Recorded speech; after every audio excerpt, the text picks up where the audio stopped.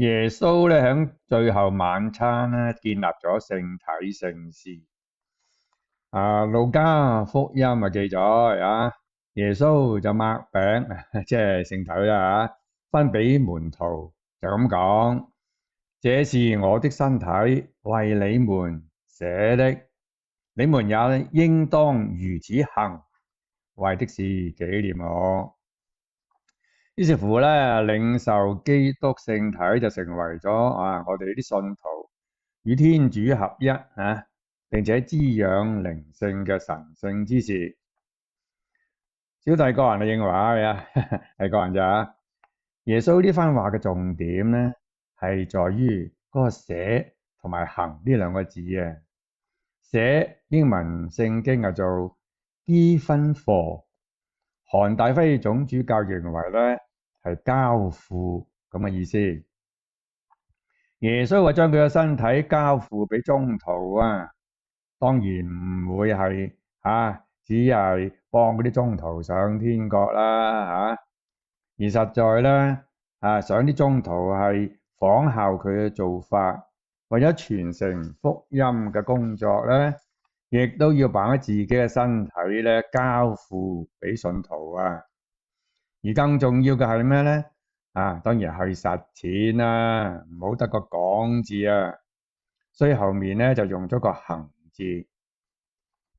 英文聖經咧就係咧 Do this in memory of me。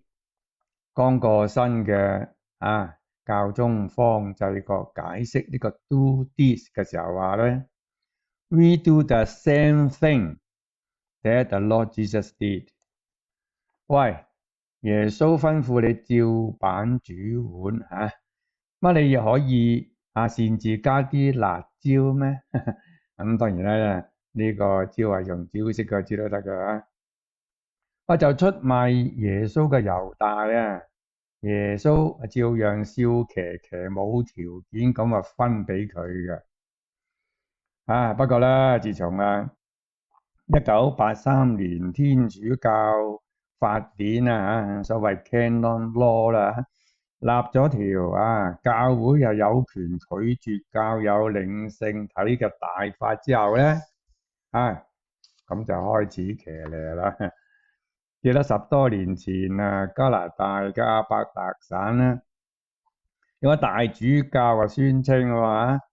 凡係同情同性戀嘅信徒咧，唔可以領聖體。領聖體都要佢批准，惡得佢同性戀當然唔值得鼓勵啦但係姑無論佢哋嘅性取向係由於先天嘅生理，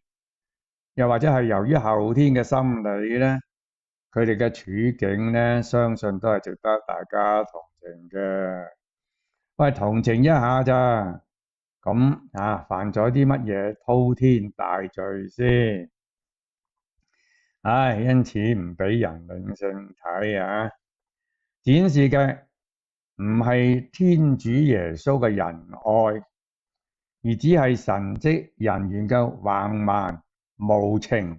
同埋極權咋。